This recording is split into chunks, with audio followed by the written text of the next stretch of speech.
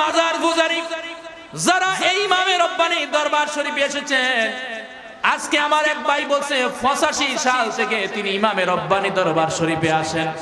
অনেকে আছে 20 বছর, অনেকে আছে 30 বছর, অনেকে আছে 15 বছর, 10 বছর ইমামে রব্বানি দরবার শরীফে আসেন। একটা লোক দাঁড়ায়া বলেন যে এখানে কোনোদিন সেজদা হয়েছে? বলতে পারবেন?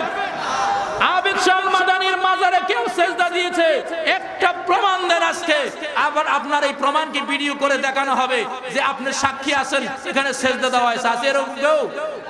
আছে? ইমামে রব্বানি দরবার শরীফে নয়, সারা বাংলার জমিনে কোনো মাজারে কোনোদিন পূজা হইতে পারে? সুন্নি মুসলমান কোনোদিন পূজা করে না, মাজার কোনোদিন পূজা করতে পারে না, বরং মাজার জিয়ারত করে। মাজার কি করে? ওলি আল্লাহর কি হয়? জিয়ারত হয়। ওলি আল্লাহর কোনোদিন পূজা হয় না।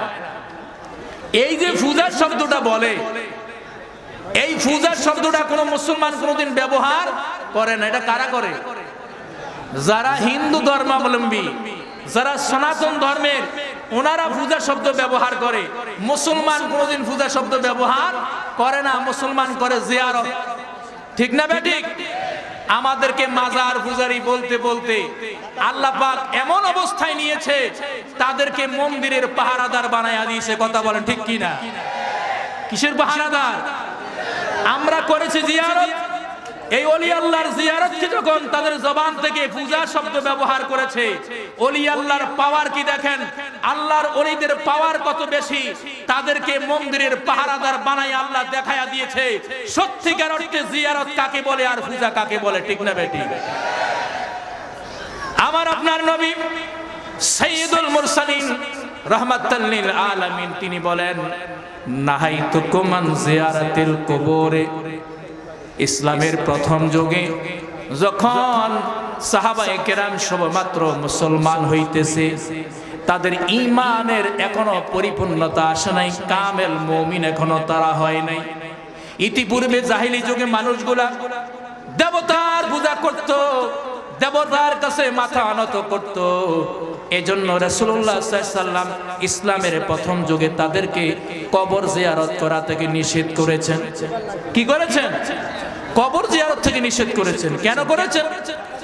যদি তারা মনে করে ইতিপূর্বে যে দেবতার পূজা হইতো, এখন আমরা যে কবরে যাইতেছি দুটোটা তো মনে হয় একরকম, তারা যেন গোলমাল করে না ফেলে, এজন্য ইসলামের প্রথম যুগে রাসূলুল্লাহ সাল্লাল্লাহু আলাইহি সাল্লাম কবর জিয়ারত থেকে নিষেধ করেছেন। যখন মুসলমানের মধ্যে ঈমানের বিস্তার লাভ করলো, মুসলমান যখন খাঁটি মুমিন হয়ে গেল, মুসলমানদেরকে যখন শয়তান ধোঁকা দেওয়ার মতো সেই ক্ষমতা শেষ হয়ে গেল, এখন আমার আপনার নবী বলেন, নাহাইতুকুম আন জিয়ারাতিল কুবুরে ফাজুরুহা। এ আমার সাহাবায়ে কেরাম, ইসলামের প্রথম যুগে আমি তোমাদেরকে কবর জিয়ারত থেকে নিষেধ করেছি, এখন তোমরা দলে দলে দলে দলে কবর জিয়ারত করো। একজন নয়, দলে দলে কবর জিয়ারত করো, দলে দলে মাজার জিয়ারত করো, দলে দলে কবর জিয়ারতের নির্দেশ কে দিয়েছেন? আল্লাহর হাবিব। কে দিয়েছেন? আজকে আমরা কি একজন আসছি না হাজার হাজার লোক আসতেছে জিয়ারতে? আরে ভাই, এই দেশে অনেক কবর আছে যেই কবরের মধ্যে বছরে একবারও কোনো মানুষ যায় না। কথা কয় না কেন? আছে কি নাই? যারা মাজার এবং কবর জিয়ারত বিরোধী, দেখবেন তাদের কবরে গরু ছাগল পেশাব করে, কুকুরে পেশাব করে, বছরে একবার একটা মানুষও সেখানে যায় না, কারণ তারা এটা শিরক মনে করে। ঠিক কি না? আর এই যে আবিদ শাহ মাদানির মাজারে আসছেন, এখানে কি কেউ মাইকিং করে আপনাকে আনছে? পকেটে 12 টাকা দিয়েছে, বাজবানা দিয়েছে, আপনার নিজের পকেটের টাকা খরচ করে আপনি প্রতি বছর নয় প্রতিদিন মানুষ জিয়ারত করে কি করে না? কথা বলেন না কেন? আবিদ শাহ মাদানি আপনাকে ডেকে আনে নাই, আবিদ শাহ মাদানি আপনাকে বলে নাই আমার জিয়ারতে আসো। আপনার অন্তরে আবিদ শাহ মাদানির জিয়ারতের সেই মহব্বত পয়দা করে দিয়েছে কে? জোরে বল না কে? এই যে জিয়ারত যেখানে বেশি হয়, যেখানে জিয়ারত বেশি হয় এটাকে বলা হয় মাজার। কথা বুঝে আসছে? আর যেখানে জিয়ারত বছরে একবার, এটা কবর, কবর বলা হয়। যেখানে জিয়ারত বেশি হয় এটা হলো জিয়ারত গাহ বা মাজার বলা হয়। কথা বুঝে আসছে? রাসূল বলেন তোমরা একজন নয়, দলে দলে দলে দলে কবর জিয়ারত করো, মাজার জিয়ারত করো। সুবহানাল্লাহ কন্যা। শাহজালাল ইয়ামানির মাজারে যারা পক্ষে যারা বিপক্ষে, মাজারের পক্ষে যারা বিপক্ষে যারা, সবাই জিয়ারত করে কি করে না? আজকে মাজারের খাদেম যারা খেদমত করতেছে এরা সবাই মাজার জিয়ারতের বিরোধী। আপনি শাহজালাল মাজারে যায় দেখবেন যাদেরকে আজকে শাহজালালের গোলাম বানাইয়া দিয়েছে, আল্লাহ বলতেছেন এই তোমরা শাহজালালের বিরুদ্ধে গিয়েছো, মাজার জিয়ারতের বিরুদ্ধে গিয়েছো, আমি আল্লাহ তোমাদেরকে দিয়ে এই মাজারের খাদেম বানাইয়া দিব।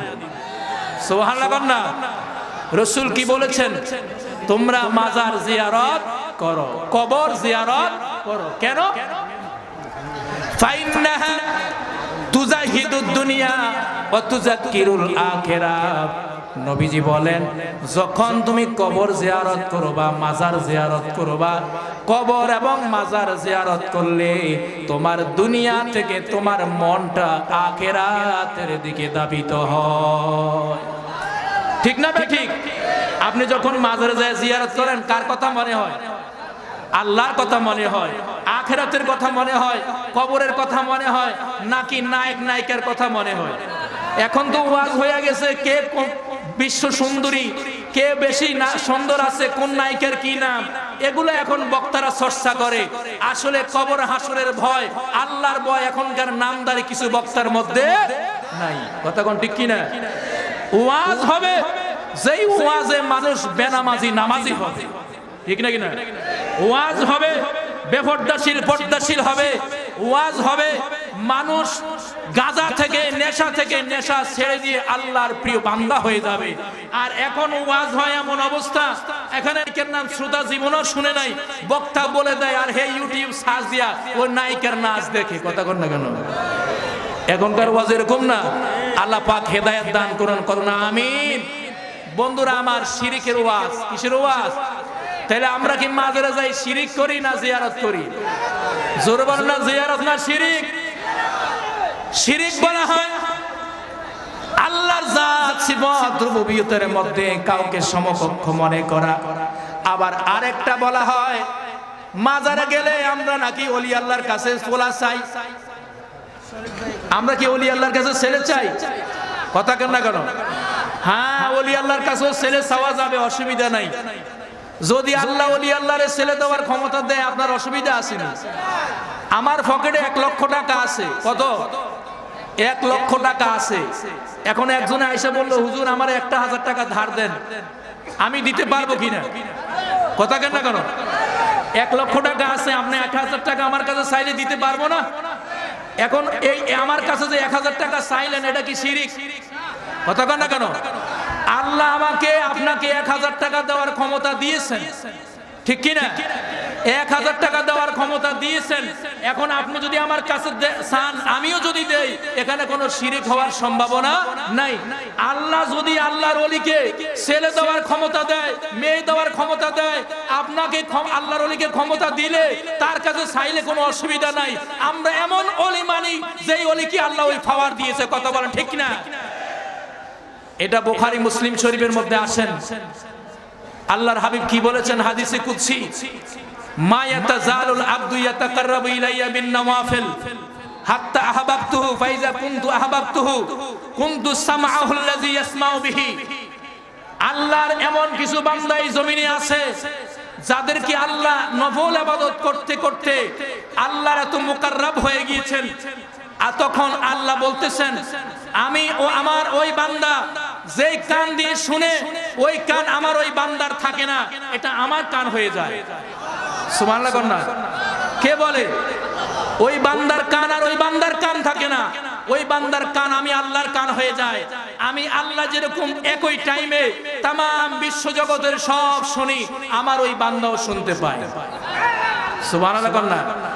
ও বাসারাহুল্লাযী ইয়াবসুরু বিহি, এবং আমি আল্লাহ যেরকম একই মুহূর্তে তামাম জগতের সব দেখতে পাই, আমার ওই বান্দা যদি ইমামে রব্বানি দরবার শরীফে বসা, সে আমার মুকাররব হওয়ার কারণে, আমাকে রাজি করার কারণে, খুশি করার কারণে তার চোখের পাওয়ার এমন হয়ে যায়, কুষ্টিয়ার জমিনে কোন মুরিদান কোন বিপদে পড়েছে ইমামে রব্বানির দরবার শরীফ থেকে সেটা দেখার মতো ক্ষমতা দিয়েছে কে? কথা কার? জোরে বলেন কথা কার? এরপর কি বলে? ওয়ায়াদাহুল্লাতী ইয়াবতিশু বিহা, আমি তার হাত হয়ে যাই। কে বলে? আমি তার হাত হয়ে যাই। আমি আল্লাহ যেরকম কুন বললে ফায়াকুন হয়ে যায়, আমার ওই বান্দা তার হাত দ্বারা যা করতে চায় তাই হয়ে যায়। সুবহানাল্লাহ গন্না। ওয়া রিজলাহুল্লাতী ইয়ামশি বিহা, এবং আমি আল্লাহ তার পা হয়ে যাই। আমি আল্লাহ যেরকম সর্বত্র সব কিছু দেখি, আমার ওই বান্দার পাওয়ার এমন পাওয়ার হয়ে যায়, আমার ওই বান্দা একই মুহূর্তে সমস্ত জগৎ পরিভ্রমণ করতে পারে, সমস্ত জগতের মুরিদানদেরকে দেখার ক্ষমতা আমি আল্লাহ দিয়ে দেই। সুবহানাল্লাহ গন্না।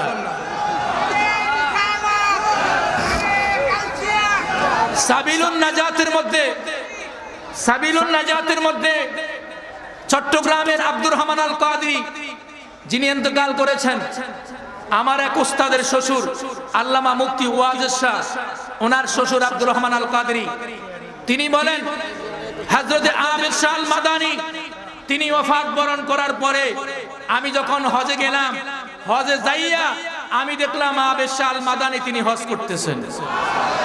সুবহানাল্লাহ কন্যা। কি করতেছেন? আমি ওনাকে দেখে সামনে ওনার কাছে যাইতে চাইলাম, কিছুক্ষণ পরে দেখলাম অদৃশ্য হয়ে গেছে। সুবহানাল্লাহ কন্যা। এই ওলি আল্লাহকে এই ক্ষমতা দিয়েছে কে?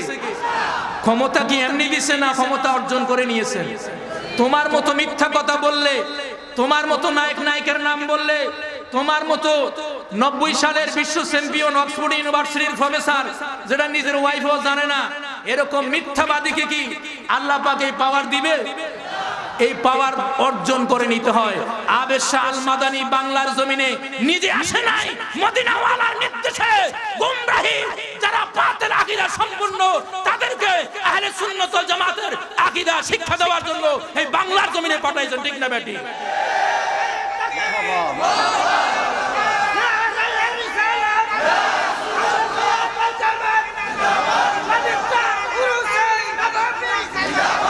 বন্ধুরা আমার, আমরা ওলি আল্লাহর কাছে চাই, এরপরে আল্লাহ কি বলেন দেখেন,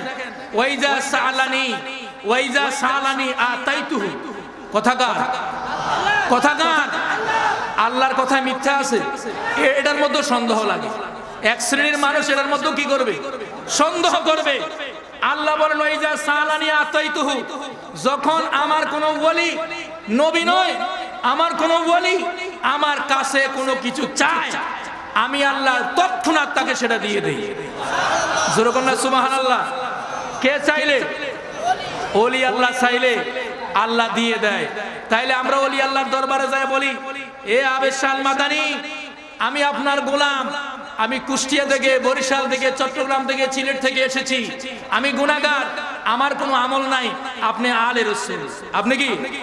আপনি আশিকে মুস্তাফা, আপনি নায়েবে রাসূল, আপনি সুন্নি জামাতের নক্ষত্র, হাজারো কোটি গুমরাহিকে আপনি হেদায়েতের পথে এনেছেন, আপনি আল্লাহর প্রিয় বান্দা, আপনি আল্লাহর ওলি। আপনার কাছে আমার এই মুসিবতে আমার এই আরজি রইল। আর আবেদ শাহ আল মাদানী মদিনাওয়ালার তরফ চাইলে, মদিনাওয়ালা আল্লাহর কাছে চাইলে আপনার মুসিবত দূর হবে কি হবে না? হবে কি না? এখন কথায় কথায় ভাই শিরিক বলিয়েন না, আগে লেখাপড়া করেন। এরপরে আসুন বেদাত। 2 মিনিটে আলোচনা শেষ করছি। বেদাতের কথা বলা হয়েছে। বেদাত কাকে বলে? হুয়া মা লাম ইয়াকুন ফি আহদি রাসূলিল্লাহ সাল্লাল্লাহু আলাইহি ওয়াসাল্লাম, যেই বিষয়টা নবীর জামানায় ছিল না, নবীর জামানায় ছিল না, নবীর জামানার পরবর্তীতে আইসা যেগুলো আবিষ্কার হয়েছে। বেদাত শব্দের বিদউন থেকে, এটা হলো নতুন আবিষ্কার। কি আবিষ্কার? এখানে যারা আছে সব নতুন। আমরা কেউই নবী সাহাবা কেরামের জামানায় ছিলাম নি? আমরা সবাই বেদাত। আমরা সবাই কি বেদাত? এই বেদাত প্রথমত 2 প্রকার। কয় প্রকার? 2 প্রকার। রাসূলুল্লাহ সাল্লাল্লাহু আলাইহি ওয়াসাল্লাম বললেন, মান সান্না সুন্নাতান হাসানাতান ফালাহু আজরুহা ওয়া আজরু মান আমিলা বিহা। রাসূলুল্লাহ সাল্লাল্লাহু আলাইহি ওয়াসাল্লাম বলেন, যেই ব্যক্তি ইসলাম ধর্মের মধ্যে একটা ভালো কাজের প্রচলন করলো, যেটা আমার জমানায় নাই, আমার জমানায় ছিল না, আমার জমানার পরবর্তীতে আইসা ইসলাম ধর্মে একটা ভালো কাজের প্রচলন করেছে, ফালাহু আজরুহা, যে প্রচলন করেছে এবং সেই অনুযায়ী আমল করেছে, তার জন্য সমপরিমাণ বিনিময় পুরস্কার আল্লাহ রেখে দিয়েছেন। ও আজরু মান আমিলা বিহা, সে ভালো কাজের যেই প্রচলন করেছে, কিয়ামত পর্যন্ত যত মানুষ এই আমলটা করবে, 1000 জন আমল করলে 1000 জনের যে সওয়াব হবে, যিনি আবিষ্কার করেছেন তার আমলনামায় 1000 গুণ সওয়াব দেওয়া হবে। সুবহানাল্লাহ। এটাকে বলা হয় বেদাতে হাসানা। এটা কি?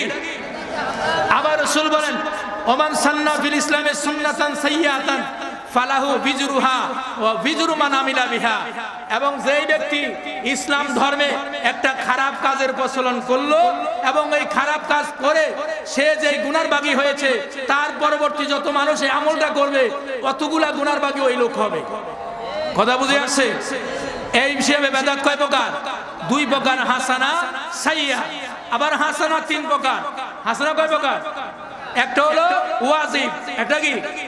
বেদাত করা ওয়াজিব, তারপরে বেদাত করা মুস্তাহাব, বেদাত করা মুবাহ, জায়েজ, করলে করতে পারে, না করলে অসুবিধা নাই। আবার সাইয়্যা 2 প্রকার, একটা হলো হারাম আর একটা হলো মাকরুহ। তাহলে বেদাত কয় প্রকার পাইলাম? জোরে বলেন কয় প্রকার? এই 5 প্রকারের মধ্যে 1 প্রকার বেদাত আছে ওয়াজিব। 1 প্রকার বেদাত কি? ওয়াজিব। দেখেন ভাইরা আমার, আমরা যে কোরআন শরীফ পড়ি, এই কোরআন শরীফ হুবহু 30 পারা এই কপি রাসূলের জামানায় ছিল না। এবং আপনার যে হরকত, জের জবর পেশ, এগুলা কোরআন শরীফের মধ্যে এইভাবে রাসূলের জামানায় ছিল না। মাদ্রাসা ছিল না, বুখারী শরীফ ছিল না, তিরমিজি শরীফ ছিল না, মুসলিম শরীফ ছিল না, কোনো মাযহাব ছিল না, ছিল নি। এখন যারা আছে ওনারা মাযহাবও মানে, মাযহাবও ছিল না, কোন ইলমে নাহু, ইলমে সরফ কিছুই ছিল না। এগুলো সব পরিবর্তিত আবিষ্কার হয়েছে। কথা কোন ঠিক কি না? এখন কোরআন শরীফে যদি হরকত দেওয়া না হতো, তাহলে আপনি কি কোরআন শরীফ পড়তে পারতেন? সব মানুষ মাদ্রাসায় ভর্তি হওয়া লাগবে, আর মাদ্রাসায় ভর্তি হইলে হয় না। এখনকার যারা বক্তা আছে বাংলাদেশের জমিনে, আমি চ্যালেঞ্জ করে বলবো, 1000-এর মধ্যে একজনেও বুখারী শরীফের ইবারত সহি শুদ্ধভাবে হরকত দেওয়া ছাড়া পড়তে পারবে? একজন পাওয়া যাবে। কিন্তু 1000-এর মধ্যে 999 জনে বড় বড় বক্তা, কিন্তু বুখারী শরীফের ইবারত পড়তে পারবে না। তাইলে এখন বুঝেন, কোরআন শরীফে যদি হরকত দেওয়া না হতো, আপনি কি কোরআন শরীফ পড়তে পারতেন? সবাই মাদ্রাসায় ভর্তি হওয়া লাগবে। ভর্তি হওয়ার পরে ইলমে নাহু, ইলমে সরফ ভালোভাবে জ্ঞান অর্জন করার পরে তখন আপনি হরকত দিতে পারতেন। এই ছাড়া সম্ভব ছিল না। তার মানে কোরআন শরীফ পড়া বন্ধ হয়ে যেত। ঠিক না ব্যাঠি? এখন এই কাজটা করাতে ভালো হয়েছে না খারাপ হয়েছে? জোরে বলেন না। তো যারা বলে বেদাত হারাম, বেদাত কি? এরা হাদিসের ব্যাখ্যাটা উল্টা বলে। রাসূল বলেছেন কুল্লু বিদআতিন দালালা, এর অর্থ হচ্ছে কুল্লু বিদআতিন সাইয়্যাতিন দালালা। এখানে 2টা উজ্জ্ব শব্দ আছে, একটা হলো হাসানা, একটা হলো কি সাইয়্যা। যত খারাপ বেদাত আছে, যারা ওয়াজের মঞ্চকে হাসি তামাশা বানাইছে, এটা হলো বেদাতে সাইয়্যা।